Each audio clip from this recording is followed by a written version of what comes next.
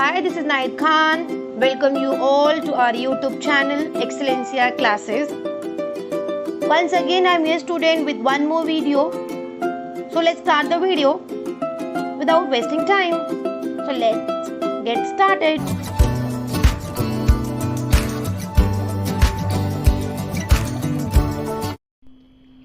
Next concept is goodwill student. इतना लंबा चौड़ा यहाँ पे लिखा हुआ है, लेकिन मैं आपको शॉर्ट में बता दूँ. गुडविल जो है, आपको अगर कोई भी पूछता है तो आपको ये दो चीज़ पता होनी चाहिए. Goodwill is the reputation of business express in terms of money. Yes, business की जो रेपुटेशन होती है, name and fame of the business. Simply student, business की जो भी नेम एंड फेम होती है, रेपुटेशन होती है, वो होती है goodwill. And goodwill is an intangible asset. Intangible मतलब कि वो हमें दिखता नहीं है. अब ये क्या होता है, देखो, हम एक एग्जांपल लेते हैं. एक company, suppose there are two companies, company A and company B. Company A जो है वो न्यू कंपनी है, ठीक है. इससे पहले हमने उसके नाम के बारे में या कुछ नहीं सुना था, and we are not totally aware about this company. लेकिन जो कंपनी बी है वो वेल नोन कंपनी है, reputed company. Let's say the example of Tata group, ठीक है. टाटा, रतन टाटा जी को कौन नहीं जानता, ठीक है. तो आप मुझे बताओ कि अगर आपको इन्वेस्टमेंट की बात आती है कि if you want to invest among these two companies, so definitely आप लोग किस कंपनी के लिए जाओगे? मैं तो बी के लिए जाऊंगी. क्यों? क्योंकि टाटा के बारे में हमने सुना है, जो फैसिलिटीज़ वो अपने एम्प्लॉयज़ को देते हैं, जिस तरीके का उनका वर्किंग है, जिस तरीके की उनके रिटर्न्स हैं, इन्वेस्टमेंट है, उनके शेयर का प्राइस है. और ये जो रेपुटेशन है वो ऐसे ही नहीं बनाई है उन्होंने, उसको क्या लगा है, टाइम लगा है. लेकिन माइट भी ये कंपनी भी अच्छी हो सकती है, लेकिन ये कंपनी न्यू है, इसके बारे में लोगों को पता नहीं है. तो ऑब्वियसली जब बात आएगी इन्वेस्टमेंट की तो हम ये सारी चीज़ें देखेंगे. और चलो एक चीज़ और भी ले लेते हैं. सपोज एग्जाम्पल ले लो, शेयर इन्वेस्टमेंट. अब हम रुपीज़ में बात करते हैं. सो डेफिनेटली स्टूडेंट, अगर इस कंपनी का शेयर 10 रुपीज़ है, ठीक है, पर शेयर, और टाटा कंपनी का जो शेयर है सपोज ये 1000 रुपीज़ है. सो भले ही इसका जो प्राइस है 1000 रुपीज़ हो, लेकिन जब बात होगी खरीदने की तो obviously most of the people will go with this, correct, क्योंकि ये रिप्यूटेड कंपनी है. मैं ये नहीं कहती आप 10 रुपीज़ में भी खरीद कर वेट करके आप फ्यूचर में आपको रिटर्न मिल सकता है, लेकिन फिलहाल हम गुडविल की बात करें तो बेसिकली स्टूडेंट, गुडविल जो होता है नेम एंड रेपुटेशन होता है. या फिर अगर ये चीज़ हो गई बिजनेस की पॉइंट ऑफ व्यू से हो गई, लेकिन सपोज हम एसेसरीज का एग्जाम्पल लेते हैं. लोग ब्रांडेड क्लोथ्स खरीदते हैं, लोग ब्रांडेड शूज़ खरीदते हैं. वो सब क्यों खरीदते हैं? बिकॉज वो ब्रांड का एक नेम होता है. तो बेसिकली आप ब्रांड नेम को भी एज अ गुडविल कंसिडर कर सकते हो. नॉट ओनली ब्रांड नेम हो गया, एप्पल के एग्जाम्पल, बहुत सारे एग्जाम्पल है, ठीक है. लेकिन शॉर्ट में आप लोग याद रखोगे क्या है ये, it is the reputation of the business express in terms of money. Okay, चलो नेक्स्ट जो कंसेप्ट है हमारा प्रॉफिट और loss. Very very very important concept students. Profit दिया हुआ है हम लोगों को, क्या होता है? सिंपली देखो, यहाँ पे पता नहीं क्या लिखा हुआ, when the selling price of goods is more than the cost price is the profit. Profit increases the capital of the business. चलो ठीक है, हम इसको सिंपल सा समझने की कोशिश करते हैं स्टूडेंट. यहाँ पे दो वर्ड दिए गए हैं, सेलिंग प्राइस, दो प्राइस दिए गए हैं, और cost price. Now what it is, see student, basically cost price जो होता है हमारा, वो होता है cost of manufacturing the commodity, ठीक है. किसी भी कमोडिटी को, गुड्स को बनाने में जो भी हमारा जो खर्चा होता है वो होता है हमारा cost price. Now what is selling price? Selling price मतलब कि जिस प्राइस पे, ओके, जिस प्राइस पे हम जो कमोडिटी है, जो कमोडिटी हमने बनाई है, which the commodity which we have manufactured, उस प्राइस पे हम जो सेल करेंगे वो होगा हमारा सेलिंग प्राइस.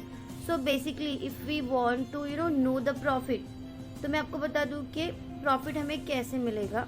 कोई भी चीज़ है, कोई यहाँ पे फॉर्मूला या कोई भी दिक्कत नहीं है, कोई भी चीज़ है, अगर मैं एक पेन भी बनाती हूँ तो मुझे मेरा प्रॉफिट कैसे मिलेगा? तो सिंपली, और प्रॉफिट छोड़ो, ये सेलिंग प्राइस कैसे मिलेगी, पहले हम ये बात करते हैं. तो देखो, सबसे पहले मैं कॉस्ट इंक्लूड करूँगी, ऐड करूँगी, करेक्ट ना. जो पेन या जो भी वो कमोडिटी बनाने के लिए जो मेरा खर्चा हुआ था, उसमें मैं मेरा क्या ऐड करूँगी, प्रॉफिट मार्जिन ऐड करूँगी. उसके बाद जो मिलेगा वो मुझे क्या होगा, सेलिंग प्राइस मिलेगा. तो in short student, selling price जो यहाँ पे दिया है वो कैसे आएगा, हमारा cost plus profit is equals to sale होगा हमारा, ठीक है. तो प्रॉफिट कैसे मिलेगा? सिंपली मैं सेल में से कॉस्ट प्राइस को क्या कर दूंगी, माइनस कर दूंगी, तो मुझे प्रॉफिट मिलेगा, ठीक है. अभी हम ये भी देखेंगे प्रॉफिट इंक्रीज डिक्रीज क्या हो रहा है, ठीक है। चलो एक एग्जांपल देखते हैं। सपोज एक पेन था, फॉर्मूला में यहाँ पे लिखती हूँ cost plus profit is equals to sale. एक पेन को बनाने में हमें 4 रुपये खर्च हुए थे, ठीक है। उसमें हमने 1 रुपये अपना प्रॉफिट मार्जिन ऐड कर दिया और फिर क्या हो गया, तो फिर उसका सेलिंग प्राइस क्या हो जाएगा स्टूडेंट, 5 रुपीज़, ठीक है। अब मुझे बताओ, आप लोग बताओगे ये कॉस्ट प्राइस है और ये सेलिंग प्राइस है। अब कंसेप्ट क्लियर है आप लोगों को, what is cost price and selling price. अब अगर किसी भी कमोडिटी का कॉस्ट प्राइस था 12 रुपीज़ और हमने उसको सेल किया है 10 रुपीज़ में, तो आप लोग मुझे बताओ वहाँ पे हमें प्रॉफिट हो रहा है या लॉस हो रहा है। क्योंकि यस क्यों, क्योंकि हमें उसका मैन्युफैक्चर करने का खर्चा ही कितना हो गया, 12 रुपये, लेकिन हम उसे सेल कितने में कर रहे हैं, 10 रुपये में। तो ऑब्वियसली स्टूडेंट हमारा यहाँ पे 2 रुपये का क्या हो रहा है, ₹2 हमें यहाँ पे लॉस हो रहा है। क्यों, क्योंकि यहाँ पे हमें प्रॉफिट नहीं आ रहा है, क्योंकि 12 रुपये तो हमें उसे मैन्युफैक्चर करने में ही हमें उसका कॉस्ट ही आ गया था। तो यहाँ पे देखो एग्जांपल दिया हुआ है, if goods are sold for ₹50,000 and all the expenses during the period amounted to ₹30,000 then the profit is ₹20,000। Yes, हाँ एक चीज़ आप ये भी कर सकते हो, प्रॉफिट का अगर रहा तो सिंपली सेम चीज़, अगर मैंने कोई चीज़ अभी बताया ना हम लोग ने, जो मेरे फॉर्मूले में था क्या था, cost plus profit is equals to sale, ठीक है। आप लोग ये इक्वेशन याद रखो। यहाँ पे देखो एक्सपेंसेस दिया हुआ है, कॉस्ट मतलब हमारा वो खर्चा। तो अगर मुझे प्रॉफिट निकालना रहेगा तो क्या रहेगा, मैं प्रॉफिट को यहाँ पे एज इट इज़ रखती हूँ, यहाँ पे सेल एज इट इज़ रहेगा, ये जो कॉस्ट है यहाँ पे आके क्या हो जाएगा, माइनस हो जाएगा। तो हमारा प्रॉफिट कैसे मिलता है, sale minus cost, that is expenses, ठीक है।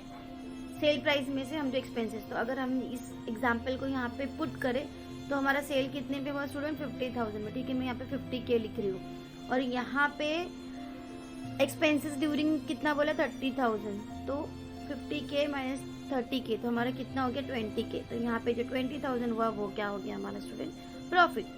नेक्स्ट देखते हैं हम, नेक्स्ट कंसेप्ट जो है हमारा वो है लॉस। टोटली देखो ऑलरेडी बता चुकी, पर फिर भी यहाँ पे क्या होगा, हमारा कॉस्ट प्राइस और ये हो गया हमारा सेलिंग प्राइस। अगर सिंपली बात करोगे तो इक्वेशन में हम बाद में बात करते हैं।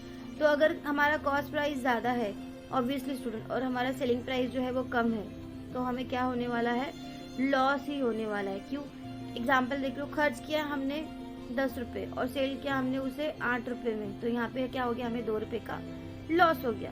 तो आप इस चीज़ को भी ऐसे भी याद रख सकते हो। सी अब पढ़ते हैं हम, when cost price of goods is more than it's selling price it is a loss. Loss decreases the capital of the business. Yes, क्योंकि लॉस होगा तो आपका जो बिजनेस का कैपिटल होगा वो क्या होगा, कम होगा। तो आपको क्या याद रखना है, देखो अगर यहाँ पे आपको इक्वेशन याद रखनी है तो यहाँ पे क्या होगा, आपका सेलिंग प्राइस जो रहेगा वो हायर देन रहेगा कॉस्ट प्राइस। अब मैंने आप लोगों को सेलिंग प्राइस और कॉस्ट प्राइस का मीनिंग बता दिया है। सेलिंग प्राइस क्या होगा आपका, ज़्यादा है as compare to cost price. Cost price क्या है, कम है, या फिर आप ऐसे भी लिख सकते हो selling price is greater than the cost price. तो फिर हमें क्या होगा, प्रॉफिट, ठीक है। और दो चीज़ें याद रखो ये पूरे पॉइंट में, एक तो ये हो गया और दूसरा जब प्रॉफिट होता है तो उससे क्या होता है, कंपनी की जो असेट्स होती है वो क्या होती है, इंक्रीज होती है। तो आपको ये दो चीज़ें याद रखनी है। सिमिलरली वाइस वर्सा उल्टा जाएंगे हम, यहाँ पे कैसे लिखेंगे, हमारा कॉस्ट प्राइस जो है वो ज़्यादा है किससे, सेलिंग प्राइस से, तो हमें क्या हो जाएगा, लॉस हो जाएगा। ये हमारा फर्स्ट पॉइंट हो गया यहाँ से। और सेकेंड जो होगा, अगेन हमने क्या देखा था कि जब कंपनी को लॉस होता है तो लॉस क्या करता है, वो कंपनी की जो असेट्स होती है उसको क्या करता है, कम करता है, दैट इज कैपिटल को। सी यहाँ पे दिया loss decreases the capital of the business. Example आपको यहाँ पे दिख रहा है, उल्टा है, देखो एग्जाम्पल देख लेते हैं। Goods are sold for ₹50,000 all the expenses during the period amount to ₹60,000। हमारा फॉर्मूला पुट करते हैं, देखो कॉस्ट प्लस प्रॉफिट क्या होता है हमारा, सेल, ओके। तो यहाँ पे क्या हो रहा है, हमें माइनस में आंसर आएगा, तो मतलब लॉस है। यहाँ पे हमने सेल कितने में किया है, 50,000 में किया है, 50K में लिख रही हूँ यहाँ पे, और खर्चा हमने कितना किया इसमें, 60K। तो यहाँ पे दिख रहा है आपको, तो यहाँ पे प्रॉफिट ना होकर हमें क्या होगा, लॉस हो जाएगा, क्योंकि हमारा सेल प्राइस कितना है, 50,000 है और कॉस्ट कितना है, 60,000। तो यहाँ पे हमें 10,000 का क्या होगा, लॉस होगा। नेक्स्ट कंसेप्ट है स्टूडेंट हमारा वो है income. Income simply income it's a revenue arising as a result of business transaction. जो भी हम लेन देन करते हैं, लेन देन मतलब कि ऐसे ही समझो मैंने पूरे दिन में स्टूडेंट, ठीक है, मैंने 3 पेन सेल की, ठीक है। तो अब इनकम कैसे निकालेंगे, अब देखो सेम 3 पेन सेल की मैंने, पेन 1, पेन 2, पेन 3, ओके। तो अगर पूरे दिन में सपोज एक पेन को सेल करने में मुझे कितना होता है, 5 रुपये प्रॉफिट मिलता है, दूसरे पे मुझे कितने मिल रहे हैं, 2 रुपये मिल रहे हैं, और तीसरे पे मुझे कितने मिल रहे हैं, 3 मिल रहे हैं। तो जब मैं टोटल कर दूंगी तो वो क्या हो जाएगा, 5 + 2 7, 7 + 3 10। तो मेरे उस दिन की इनकम कितनी हो जाएगी, 10 हो जाएगी। तो जितना भी लेन देन होता है, ये मैंने एक दिन का एग्जाम्पल बताया आपको, आप उसको मंथली भी कर सकते हो, आप अपनी मंथली इनकम भी चेक कर सकते हो, आप वीकली भी चेक कर सकते हो, मोस्टली ईयरली होता है। Okay, next is revenue. हाँ, don't get confuse between income and revenue student.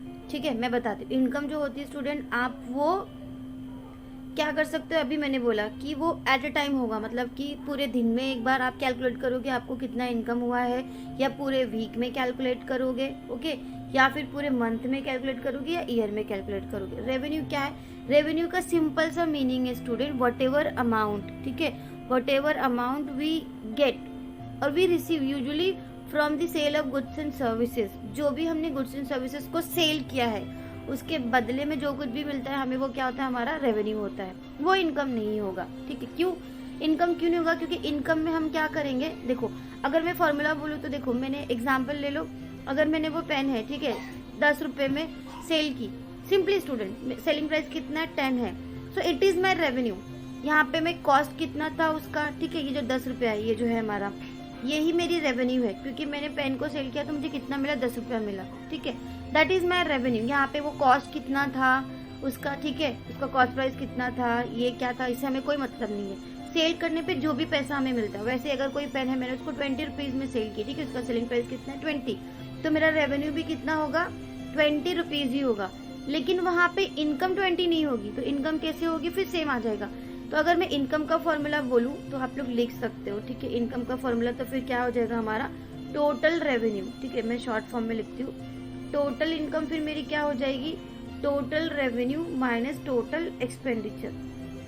मैंने जितना भी टोटल मतलब मेरी जो सेलिंग प्राइस होगी फिलहाल, तो अगर यहाँ पे हमारे एग्जाम्पल में चलो एक का ही लेते हैं, एक को पेन को सेल किया तो हमें 10 रुपीज़ मिलता है। ठीक है, फिर उस पेन को बनाने में मैंने जो कुछ भी खर्चा किया था, समझो वो 2 रुपया था, तो मेरी टोटल रेवेन्यू कितनी हो जाएगी, सॉरी टोटल इनकम कितनी हो जाएगी, 8 रुपीज़। ये एग्जाम्पल था, ठीक है, इतना profit I don't think so कि होगा, बट ठीक है, ये हमारा एग्जाम्पल था। तो स्टूडेंट आप कंफ्यूज मत होइए। ठीक है, रेवेन्यू मतलब जो कुछ भी आप सेल करते हैं, ठीक है, एक सिंगल यूनिट भी, आप एक सिंगल पेन भी सेल करते हैं, सो बेसिकली जो अमाउंट आप रिसीव करते हैं by selling the goods and services, वो होगा आपका रेवेन्यू। लेकिन जो इनकम होगा वो मोस्टली स्टूडेंट आप लोग क्या करते हो, इनकम और रेवेन्यू को सेम रिलेट करते हो, विच इज़ रॉन्ग। ठीक है, इनकम क्या होगा, उस रेवेन्यू में से हम जो एक्सपेंडिचर होता है उसको माइनस करेंगे, फिर हमें क्या मिलेगी, इनकम मिलेगी। तो आप लोग स्टार मार्क कर लो।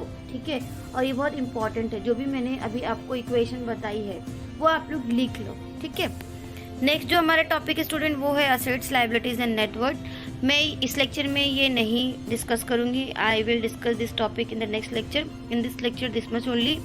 होप आप लोगों को एक्सप्लेनेशन समझ में आ रहा है। फिर भी अगर आप लोगों को कुछ भी कन्फ्यूजन है तो आप नीचे कमेंट बॉक्स में अपने क्वेश्चन आप लोग ड्रॉप कर सकते हैं। Thank you so much for watching this video student, take care, bye bye.